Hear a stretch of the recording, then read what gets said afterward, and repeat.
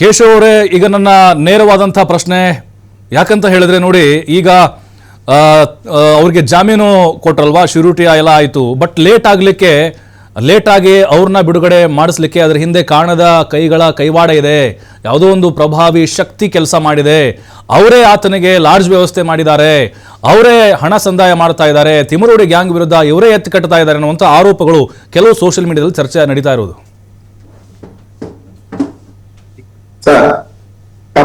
ಕಪೋಲ ಕಲ್ಪಿತ ಕಥೆಗಳನ್ನು ಎಷ್ಟು ಕೂಡ ಹೇಳ್ಬೋದು. ಒಂದು ವೇಳೆ ಆಗಿದ್ರೆ ಆ ಚಿನ್ನನ ಹೆಂಡತಿ ಒಂದು ಮಾಧ್ಯಮದಲ್ಲಿ ಬಂದು ಯಾವ ರೀತಿಯಾಗಿ ಅವರ ಮೇಲೆ ಆರೋಪ ಮಾಡಿದ್ರು ಎಂಬುದರ ಬಗ್ಗೆ ನಿಮಗೆ ಗೊತ್ತು. ನನ್ನಲ್ಲಿ ಹಣ ಇಲ್ಲ, ನಾವು ಕೆಲಸಕ್ಕೆ 150-200 ರೂಪಾಯಿಗೆ ದುಡಿತಾ ಇದ್ದೇವೆ, ನಮ್ಮನ್ನು ಇಲ್ಲಿ ಕರ್ಕೊಂಡು ಬಂದು ಗತಿ ಇಲ್ಲದವರಿಗೆ ಮಾಡಿದ್ರು ಅಂತ ಹೇಳುವಂತದ್ದು. ಯಾರು ಹಣ ಕೊಡ್ತಾರೆ, ಯಾಕೆ ಕೊಟ್ಟಿದ್ದಾರೆ ಅಂತ ಹೇಳುವುದನ್ನು ಅವರು ಈಗ ಯಾರು ಹೇಳ್ತಾರೋ ಅವರು ಸ್ಪಷ್ಟನೆಯನ್ನು ಮಾಡಬೇಕು. ಮತ್ತೆ ಇಡೀ ಕ್ಷೇತ್ರದ ಹೆಸರನ್ನು ಹಾಳು ಮಾಡಿದವರ ವಿರುದ್ಧ ಒಂದು ಎಂತ ನೀವು ಹೇಳೋದು ನನಗೆ ಅರ್ಥ ಆಯ್ತು. ಅದು ಯಾಕೆ ಅಂತ ಹೇಳಿದ್ರೆ ಪ್ರಭಾವಿಗಳಂತ ಹೇಳಿದ್ರೆ ಯಾರು ಹೇಳುವಂತದನ್ನು ನಾವು ಅರ್ಥ ಮಾಡ್ಕೊಳ್ಬಹುದು. ಅಂದ್ರೆ ಯಾಕೆ ಮಾಡ್ತಾರೆ ಅಂತ ಹೇಳುವಂತ ಪ್ರಶ್ನೆ ನಮ್ಮಲ್ಲಿ ಬರ್ತದೆ. ಯಾಕೆಂದ್ರೆ ಇದ್ದಂತ ಮಾನ ಮರ್ಯಾದೆನೆಲ್ಲ ಕಳೆದಾಯ್ತು. ಇಡೀ ರಾಜ್ಯದಲ್ಲಿ, ರಾಷ್ಟ್ರದಲ್ಲಿ ಕ್ಷೇತ್ರದ ಹೆಸರನ್ನು ಹಾಳು ಮಾಡಿ ಆಯ್ತು. ಏನೆಲ್ಲ ಹೇಳ್ಬೇಕಿತ್ತು ಅದನ್ನೆಲ್ಲ ಮಾಡಿ ಆದ ಮೇಲೆ ಈಗ ಅಲ್ಲಿ ರಕ್ಷಣೆ ಕೊಟ್ರೆ ಎಷ್ಟು, ಬಿಟ್ರೆ ಎಷ್ಟು ಎಂಬುದರ ಬಗ್ಗೆ ನಾವು ಆಲೋಚನೆ ಮಾಡ್ಬೇಕು.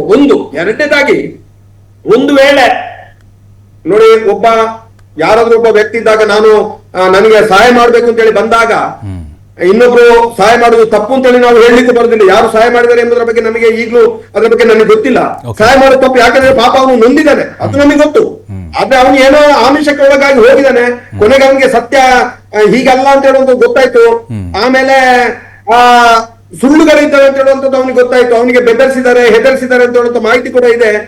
ಆಮೇಲೆ ಕೆಲವೆಲ್ಲ ವಿಚಾರಗಳು ಮತ್ತೂ ಇದೆ, ಅದನ್ನ ನಾನು ಇಲ್ಲಿ ಹೇಳಲಿಕ್ಕೆ ಬರುದಿಲ್ಲ. ಹಾಗಾಗಿ ಸಹಾಯ ಮಾಡಿದವರು ಯಾರು ಅಂತ ಹೇಳೋದಕ್ಕೆ ಸ್ಪಷ್ಟವಾಗಿ ಹೇಳಿದ್ರೆ ನಮಗೆ ಎಲ್ರಿಗೂ ಗೊತ್ತಾಗ್ತದೆ. ಮಾತಾಡುವವರು ಅದನ್ನು ಹೇಳ್ಬೇಕು ಅಂತ ಹೇಳಿ ನನ್ನ ಅನಿಸಿಕೆ ಸರ್. ಅಂದ್ರೆ ನಿಮ್ ಪ್ರಕಾರ ಈಗ ತಿಮರೋಡಿ ಅವರ ಗ್ಯಾಂಗ್ ಇಂದ ಮಾತ್ರ ಚಿನ್ನಯ್ಯಗೆ ಬೆದರಿಕೆ ಇರೋದು, ಬೇರೆಯವರಿಂದ ಯಾರಿಂದ ಆಗಲ್ಲ? ಬೇರೆಯವ್ರಿಗೆ ಯಾರಿಗೂ ಕೋಪನ ಇಲ್ಲ ಚಿನ್ನಯ್ಯನ ಮೇಲೆ? ಇಷ್ಟೆಲ್ಲ ಆರೋಪಗಳನ್ನು ಮಾಡಿದ್ರು, ಯಾರಿಗೂ ಟಾರ್ಗೆಟ್ ಮಾಡಲ್ಲ, ಯಾರು ಏನು ಅವ್ನಿಗೆ ಮಾಡಲ್ಲ ಪ್ರಾಣಕ್ಕೆ, ಈ ತರ? ಖಂಡಿತ ಸರ್. ಯಾಕೆಂತ ಹೇಳಿದ್ರೆ ಈಗ ನಾವು ತುಂಬಾ ಇಲ್ಲಿ ಉದಾಹರಣೆ ಇದೆ. ಈಗ ಆರೋಪ ಮಾಡಿದ್ದು ಯಾರು? ಅವನು ಯಾರ ಮೇಲೆ? ಶ್ರೀ ಕ್ಷೇತ್ರ ಧರ್ಮಸ್ಥಳದ ಮೇಲೆ, ಕಾವಂದ್ರ ಮೇಲೆ, ಇಲ್ಲಿಯ ಕೆಲಸದವರ ಮೇಲೆ, ಊರಿನವರ ಮೇಲೆ ತಾನೆ. ನಾವು ಆ ರಿವೆಂಜ್ ತಗೊಳ್ಳೋರಲ್ಲ. ಕ್ಷೇತ್ರದ ಬಗ್ಗೆ ನಮಗೆ ಶ್ರೀ ಕ್ಷೇತ್ರ ಧರ್ಮಸ್ಥಳ ಒಂದು ಶಿಸ್ತಿನ ಪಾಠವನ್ನು ಕಲಿಸಿದೆ, ನಾವು ಸಂಸ್ಕೃತಿಯನ್ನು ಕಲಿಸಿದೆ. ನೀವು ಧರ್ಮಸ್ಥಳದ ಯಾವುದೇ ಇನ್ಸ್ಟಿಟ್ಯೂಷನ್ಗೆ ಹೋಗಿ ಅದರದ್ದೇ ಆದಂತ ಒಂದು ತತ್ವ ಆದರ್ಶಗಳಿದ್ದಾವೆ. ನಾವು ಎಲ್ಲಿ ಕೂಡ ರಿವೆಂಜ್ ತಗೊಳ್ಳಿಕ್ಕೆ ಹೋಗೋರಲ್ಲ. ಆದ್ರೆ ಅವನು ಮಾಡಿದಕ್ಕೆ ಬೇರೆಯವರು ಏನಾದ್ರು ಖಂಡಿತ ರಿವೆಂಜ್ ತಗೊಳ್ತಿದ್ರು. ಆದ್ರೆ ನಾವೀಗ ಹೋಗಿ ಏನಾದ್ರು ಇದು ಮಾಡ್ಬೇಕು ಅಂತ ಹೇಳಿದ್ರೆ ಖಂಡಿತವಾಗಿಯೂ ನಮ್ಮ ಊರ್ನವರು ಇದಕ್ಕೆ ಒಪ್ಪುದಿಲ್ಲ. ನಮ್ಮ ಯಾರು ನಾವು ಒಂದು ಇದಿದ್ದೇವ, ಖಂಡಿತ ನಾವು ಅವನ ಮೇಲೆ ರಿವೆಂಜಿಗೆ ಖಂಡಿತ ಒಪ್ಪುದಿಲ್ಲ. ಏನಾದ್ರೂ ರಿವೆಂಜ್ ತಗೊಂಡ್ರೆ ಅದು ಅವ್ರು ಮಾತ್ರ, ಯಾರು ಅವನನ್ನು ಮಾಡಿಸಿದ್ರೆ ಅವರು ಮಾತ್ರ ರಿವೆಂಜ್ ತಗೊಳ್ಳುವಂಥದ್ದು. ಖಂಡಿತ ನಾವು ಧರ್ಮಸ್ಥಳದ ಭಕ್ತರಾಗಿ, ಧರ್ಮಸ್ಥಳ ಊರಿನವರಾಗಿ ರಿವೆಂಜ್ ತಗೊಳ್ಳುವಂತ ಪ್ರಶ್ನೆ ಇಲ್ಲ sir. Yes sir. Shankarappa sir, ಈಗ ನಿಜಕ್ಕೂ ಚಿನ್ನಯ್ಯನಿಗೆ ಈಗ ರಕ್ಷಣೆ ಅವಶ್ಯಕತೆ ಇದೆಯಾ? ಭದ್ರತೆ ವ್ಯವಸ್ಥೆ ಆತನಿಗೆ ಮಾಡಬೇಕು ಅಂತ ಅನ್ಸುತ್ತಾ, ಅಥವಾ ಇದನ್ನ ಪೊಲೀಸರು ಗಂಭೀರವಾಗಿ ತೆಗೆದುಕೊಳ್ಳಲ್ಲ ಅಂತ ಅನ್ಸುತ್ತಾ? ಇಲ್ಲ, ಅದು ಏನು ದೊಡ್ಡದಾಗಿ ನಾವು ಚಿಂತನೆ ಮಾಡುವಂತ ಅವಶ್ಯಕತೆ ಇಲ್ಲ. ಪೊಲೀಸರು, ಯಾಕಂದ್ರೆ ಪೊಲೀಸ್ಗೆಲ್ಲ ಕಂಪ್ಲೇಂಟ್ ಕೊಟ್ಟಿದ್ದಾರೆ, ಅವರು ಸರ್ವೆಲೆನ್ಸ್ ಇದೆ, ಪೊಲೀಸರು ಇನ್ವೆಸ್ಟಿಗೇಷನ್, ಸುಮಾರು ಕೇಸ್ ಇನ್ವೆಸ್ಟಿಗೇಷನ್ ನಡೀತಾ ಇದೆ. ಪೊಲೀಸರ ನಿಯಂತ್ರಣದಲ್ಲಿ ಇರ್ತಾರೆ. ಯಾರನ್ನು ಸಹ ಈಗ ಅವ್ರನ್ನ ಬೇರೆ ತೊಂದರೆ ಕೊಡೋದ್ರಿಂದ ಯಾರಿಗೂ ಲಾಭ ಇಲ್ಲ, ನಷ್ಟನೂ ಇಲ್ಲ. ಸೊ ಹಾಗಾಗಿ ಅದಕ್ಕಿಂತ ಗಂಭೀರವಾಗಿ ಪರಿಗಣಿಸುವಂತ ಅವಶ್ಯಕತೆ ಏನಿರಲ್ಲ. ಯಾಕಂದ್ರೆ ಈಗ ಇವ್ರ ವಿರುದ್ಧವಾಗಿ ಹೇಳಿದ್ರು ಉಪಯೋಗ ಇಲ್ಲ, ಅವ್ರ ಪರವಾಗಿ ಹೇಳಿದ್ರು ಉಪಯೋಗ ಇಲ್ಲ. ಈಗ ಇನ್ವೆಸ್ಟಿಗೇಷನ್ ಆಲ್ರೆಡಿ ಮುಗಿಯೋ ಹಂತದಲ್ಲಿದೆ ಅಲ್ವೇ? ಹಾಗಾಗಿ ಅದ್ರ ಬಗ್ಗೆ ಏನು ಹೆಚ್ಚು ತಲೆ ಕೆಡಿಸ್ಕೊಳ್ಳುವಂತ ಅವಶ್ಯಕತೆ ಇಲ್ಲ. ಬಟ್ ನಾ ಹೇಳುವಂತಂದ್ರೆ ಏನೋ ಬೇರೆ ಉದ್ದೇಶಗಳಿರ್ತವೆ, ಇದರಲ್ಲಿ ಕಂಪ್ಲೇಂಟ್ ಕೊಡೋದ್ರಲ್ಲಿ ಬೇರೆ ಉದ್ದೇಶಗಳಿರ್ತವೆ, ಅಥವಾ ತಿರುಚುವಂತ ಕೆಲಸಗಳಿರ್ತವೆ. ನೀವು ಪ್ರಕಾಶ್ ಅವರು ಹೋಗ್ಲಿ ಹೇಳ್ತಾ ಇದ್ರು ಬಾಂಡ್ಗಳ ಬಗ್ಗೆ, ನೀವು ಏನೋ ಬಾಂಡ್ಗಳ ಬಗ್ಗೆ ಮಾತಾಡ್ತಾ ಇದ್ರಿ, ಬಡವರ ಬಗ್ಗೆ ದುಡ್ಡಿಲ್ಲ, ಇನ್ಯಾರೋ ಮೊದ್ಲಿಂದ ಸಹಾಯ ಮಾಡ್ತಾ ಇದ್ರು, ಈಗ ಮಾಡ್ತಾ ಇಲ್ಲ ಅಂತ. ಯಾಕಂದ್ರೆ ಯಾವಾಗ್ಲೂ ಸಹ ಇಷ್ಟೇ, ಮನುಷ್ಯ ಅವರ ಪೂರಕವಾಗಿರ್ತಕ್ಕ ಮನಸ್ಸಿಗೆ ಅನುಕೂಲಕರವಾಗಿ ಯಾರಾದ್ರೂ ಇದ್ರೆ ಮಾತ್ರ ಅವ್ರಿಗೆ ಸಹಾಯ ಮಾಡ್ತಾರೆ, ಇಲ್ಲಾಂದ್ರೆ ಮಾಡೋದಿಲ್ಲ.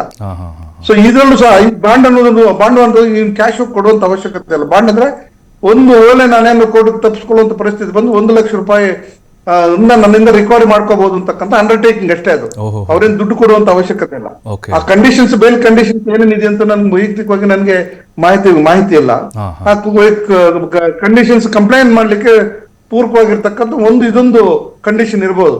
ಬಾಂಡ್ ಎಕ್ಸಿಕ್ಯೂಟ್ ಮಾಡ್ಬೇಕು ಅಂತಕ್ಕಂಥದ್ದು ಒಂದು ಸಹಜವಾಗಿರ್ತಕ್ಕಂಥ ಕಂಡೀಷನ್. ಅದನ್ನ ಅಂಡರ್ಟೇಕಿಂಗ್ ಕೊಟ್ಟು ಬರುವಂತದ್ದು ಅಷ್ಟೇ. ಅವ್ರೇನ್ ದುಡ್ಡು ಕೊಡುವಂತ ಅವಶ್ಯಕತೆ ಇರಲ್ಲ. ಬಟ್ ಒಂದು ವಿಚಾರವನ್ನ ಹೇಳಿಕ್ ಬಯಸ್ತೀನಿ. ಓಕೆ. ಇವರು ಕಂಡೀಷನ್ ಹಾಕುವಂತ ಸಂದರ್ಭದಲ್ಲಿ ಈ ಕೋರ್ಟ್ ಜುರಿಜಿಕ್ಷನ್ ವ್ಯಾಪ್ತಿಯಲ್ಲಿ ವಾಸ ಮಾಡ್ಬೇಕಾಗ್ತದೆ. ವಾಸ ಮಾಡುವಂತ ಸಂದರ್ಭದಲ್ಲಿ ಅವ್ರು ಎಲ್ಲಿದ್ದಾರೆ ಅಂತೆಲ್ಲ ಸಂಪೂರ್ಣ ಮಾಹಿತಿ ಕೊಟ್ಟಿರ್ತಾರೆ. ಎಲ್ಲಿ ವಾಸ ಮಾಡ್ತಾ ಇದ್ದಾರೆ, ಏನ್ ಕೆಲಸ ಮಾಡ್ತಾ ಇದ್ದಾರೆ, ಅವ್ರು ಊರ ಪರಗಳು ಏನು ಎಲ್ಲ ಮಾಹಿತಿಗಳನ್ನು ಕೋರ್ಟ್ ಅವ್ರಿಗೆ ಕಲೆಕ್ಟ್ ಮಾಡಿರ್ತಾರೆ, ಕೋರ್ಟ್ ಅವ್ರು ಕೊಟ್ಟಿರ್ತಾರೆ. ಅವ್ರು ಕೊಡ್ದೇನೆ ಜಾಮೀನ್ ಮೇಲೆ ಬಿಡುಗಡೆ ಮಾಡ್ಲಿಕ್ಕೆ ಬರೋದಿಲ್ಲ. ಯಾಕಂದ್ರೆ ಅಲ್ಲಿ ತನಿಖೆ ನಡೆಸಬೇಕಲ್ಲ.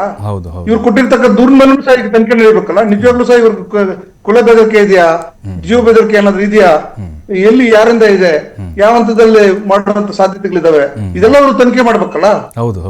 ಸೊ ಹಾಗಾಗಿ ಎಲ್ಲಾನು ಸಹ ಒಂದು ಒಂದು ಕುತಂತ್ರಗಳು ಇವೆಲ್ಲ ಅಷ್ಟೇ. ನಿಜವಾಗ್ಲೂ ಸಹ ಇವರು ಜೀವ ಬೆದರಿಕೆ ಇದ್ರು ಸಹ ಪೊಲೀಸರು ತನಿಖೆ ಮಾಡ್ತಾರೆ. ಅಂತ ಸಂದರ್ಭದಲ್ಲಿ ರಕ್ಷಣೆ ಕೊಡ್ತಕ್ಕಂಥ ಸಾಧ್ಯತೆ ಜಾಸ್ತಿ ಇದ್ದಾರೆ. ಒಳ್ಳೆ ಆಫೀಸರ್ಸ್ ಇದ್ದಾರೆ. ಈಗ ಈ ಕೇಸನ್ನ ತನಿಖೆ ಮಾಡ್ತಾ ಇರ್ತಕ್ಕಂಥ ಆಫೀಸರ್ಸ್ ತುಂಬಾ ಒಳ್ಳೆ ಆಫೀಸರ್ಸ್ ಇದ್ದಾರೆ, ಮಾಡ್ತಾರೆ ಅವರು. ನಿಜ. ಶಂಕರಪ್ಪ ಸರ್, ಈಗ ಚಿನ್ನಯ್ಯ ಜೈಲಿಗೆ ಹೋದ, ಬಟ್ ಈಗ ಇನ್ನುಳಿದಂತೆ ಸೂತ್ರಧಾರಿಗಳಂತ ಏನಿದ್ದಾರೆ ಆತನಿಗೆ ಸ್ಕ್ರಿಪ್ಟ್ ಬರೆದು ಕೊಟ್ಟರು, ಅವರೇ ಮುಂದೆ ತಳ್ಳಿದ್ರು ಆರೋಪ ಮಾಡುವಂತ ಏನು ಷಡ್ಯಂತ್ರ ಕುತಂತ್ರ ಏನು ಹೇಳ್ತಾ ಇದಾರಲ್ವಾ. ಈಗ ಅವರಿಗೆ ಶಿಕ್ಷೆ ಯಾವಾಗ? ಕೆಲವೊಂದ್ಸಲಿ ವಿಚಾರಣೆ ಕರೆದ್ರು, ಮತ್ತೆ ವಾಪಸ್ ಕಳಿಸಿದ್ರು. ಹಾಗಾಗಿ ಇಲ್ಲಿ ಸಾಕ್ಷ್ಯಗಳ ಕೊರತೆ ಏನಾದ್ರು ಕಾಣಿಸ್ತಿರ್ಬೋದು ಅಂತ, ತನಿಖೆ ಗಡ್ಡಿ ಆಗ್ತಿರ್ಬೋದು ಅಂತ. ನೋಡಿ, ಯಾವುದೇ ಒಂದು ಕೇಸನ್ನ ಒಂದು ದೂರು ಬಂದ ತಕ್ಷಣ ಸೆಕ್ಷನ್ 154 ಅಡಿಯಲ್ಲಿ CRPC ಅಡಿಯಲ್ಲಿ ಮೊಟ್ಟ ಮೊದಲ ಬಾರಿಗೆ ಅದು ಫಸ್ಟ್ ಇನ್ಫಾರ್ಮೇಶನ್ ಅಂತ ಕನ್ಸಿಡರ್ ಮಾಡಿ ಆ ಒಂದು ಮಾಹಿತಿ ಆಧಾರದ ಮೇಲೆ ತನಿಖೆಯನ್ನ ಪೂರ್ವಕವಾಗಿ ಕೈಗೊಂತಾರೆ. ಆ ತನಿಖೆ ಯಾವ ರೀತಿ ಕೈಗೊಂತಾರೆ? ಫಸ್ಟ್ 161 ಅಲ್ಲಿ ಸ್ಟೇಟ್ಮೆಂಟ್ ಗಳ ಹೇಳಿಕೆಗಳನ್ನ ಪಡ್ಕೊಂತಾರೆ, ಸಾಕ್ಷಿಗಳನ್ನ ದಾಖಲಾತಿಗಳನ್ನ ಕಲೆಕ್ಟ್ ಮಾಡ್ತಾರೆ, ಪೂರ್ವಕವಾಗಿರ್ತಕ್ಕಂಥ ಸಾಕ್ಷಿಗಳ ಹೇಳಿಕೆಗಳನ್ನು ಪಡ್ಕೊಂತಾರೆ. ಅದಾದ ನಂತರ ದೋಷಾರೋಪಣೆ ಪಟ್ಟಿನ ಇನ್ವೆಸ್ಟಿಗೇಷನ್ ಮಾಡಿ ಚಾರ್ಜ್ ಶೀಟ್ ಅನ್ನು ಕೋರ್ಟ್ ಸಲ್ಲಿಸ್ತಾರೆ 173(8) ನಲ್ಲಿ. ಅದಾದ ನಂತರ ಕೋರ್ಟ್ಗೆ ಸಮನ್ಸ್ಗಳು ಕಳಿಸ್ತಾರೆ. ಕೋರ್ಟ್ ಸಮನ್ಸ್ ಆದ್ಮೇಲೆ ವಿಟ್ನೆಸ್ ಗಳೆಲ್ಲ ಬಂದು ಕೋರ್ಟ್ಗಳಿಗೆ ಸಾಕ್ಷಿಗಳನ್ನ ಅವರು ಹೇಳಿಕೆಗಳನ್ನ ದಾಖಲು ಮಾಡ್ತಾರೆ. ಆ ದಾಖಲಾತಿಗಳ ಆಧಾರದ ಮೇಲೆ ನಿಜವಾಗ್ಲೂ ಸಹ ಇವ್ರ ವಿರುದ್ಧ ಇವ್ರು ನಿಜವಾಗ್ಲೂ ಅಫೆನ್ಸ್ ಮಾಡಿದ್ದಾರೆ ಅನ್ನೋದನ್ನ ಶಿಕ್ಷೆಯನ್ನು ಕೊಡ್ತಾರೆ. ಒಂದು ವೇಳೆ ಆ ಸಾಕ್ಷಿಗಳ ಹೇಳಿಕೆಗಳು ಪೂರಕವಾಗಿ ಚಾರ್ಜ್ ಶೀಟ್ ಪೂರಕವಾಗಿ ಇಲ್ಲ ಅಂದಾಗ ಅವ್ರನ್ನ ಖುಲಾಸೆ ಮಾಡ್ತಕ್ಕಂಥ ಸಂದರ್ಭಗಳಿರ್ತವೆ. ಸೊ ಇದೆಲ್ಲ ಲಾಂಗ್ ಪ್ರೋಸೆಸ್. ಇದು ಇವತ್ತು ಒಂದ್ ದಿವಸ 2 ದಿವಸದಲ್ಲಿ ಆಗುವಂತದ್ದಲ್ಲ. ಯಾವುದೇ ಕೇಸಲ್ಲಿ ಆದ್ರೂ ಸಹ ಇವರು ಸುಳ್ಳು ದೂರನ್ನು ಕೊಟ್ಟಿದ್ದಾರೆ ಅಂತ ಹೇಳ್ಬಿಟ್ಟು ತನಿಖೆ ಮಾಡ್ಬೇಕು ಅಂತಂದ್ರೂ ಸಹ ತನ್ನದೇ ಆಗಿರ್ತಕ್ಕಂಥ ಕೆಲವು ಪ್ರಕ್ರಿಯೆಗಳಿರ್ತವೆ, ಪ್ರಕ್ರಿಯೆಗಳಿರ್ತವೆ ಕಾನೂನಲ್ಲಿ. ಆ ಪ್ರಕ್ರಿಯೆಗಳನ್ನು ಮುಗಿಸಲೇಬೇಕಾಗ್ತದೆ. ಇದು ಇವತ್ತೊಂದ್ ದಿವಸ ಏನೋ ದೂರು ಕೊಟ್ಟ ತಕ್ಷಣ ಅವ್ರು ಶಿಕ್ಷೆ ಕೊಡ್ಬೇಕು, ದೂರು ಕೊಟ್ಟ ತಕ್ಷಣ ಕಂಪ್ಲೀಟ್ ಆಗ್ಬೇಕು ಅನ್ನುವಂಥದ್ದಲ್ಲ. ಇದು ಲಾಂಗ್ ಪ್ರೋಸೆಸ್. ಈ ಪ್ರಕ್ರಿಯೆಗಳನ್ನು ಮುಗಿಸ್ಬೇಕಂದ್ರೆ ಎಲ್ಲಾ ದಂಡ ಪ್ರಕ್ರಿಯೆ ಸಂಸ್ಥೆಯಲ್ಲಿರ್ತಕ್ಕಂಥ ಎಲ್ಲಾ ಹಂತಗಳನ್ನ ದಾಟಿ ಬರ್ಬೇಕಾಗ್ತದೆ ಇನ್ವೆಸ್ಟಿಗೇಟಿಂಗ್ ಆಫೀಸರ್, ತನಿಖಾಧಿಕಾರಿಗಳು.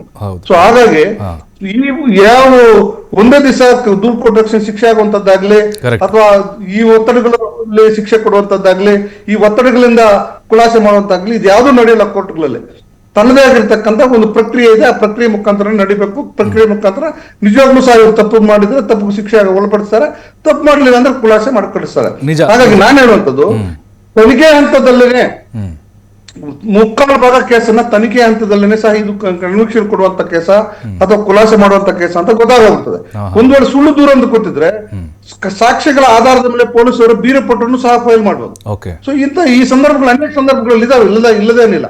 ಆದ್ರೆ ಒಂದು ವ್ಯವಸ್ಥೆಯನ್ನ ಸಂಪೂರ್ಣವಾಗಿ ಹಾಳು ಮಾಡ್ತಕ್ಕಂಥದ್ದು, ಅದು ಖಂಡಿತವಾಗಿ ಒಂದು ವ್ಯಕ್ತಿತ್ವನ ಹರಣ ಮಾಡ್ತಕ್ಕಂಥದ್ದು ಅಥವಾ ಈ ಇದು ಇಲಾಖೆಗಳನ್ನ ದುರುಪಯೋಗ ಪಡಿಸ್ಕೊಂತಕ್ಕಂಥದ್ದು, ಕಾನೂನುಗಳನ್ನ ದುರುಪಯೋಗ ಪಡಿಸ್ಕೊಂತಕ್ಕಂಥದ್ದು, ಯಾವುದೋ ತನ್ನ ವೈಯಕ್ತಿಕ ಲಾಭಕ್ಕಾಗಿ ಕಾನೂನುಗಳನ್ನ ಬಳಕೆ ಮಾಡ್ಕೊಂತಕ್ಕಂಥದ್ದು, ಇವೆಲ್ಲ ಸಹ ಅಪರಾಧದಲ್ಲಿ ಬರ್ತವೆ.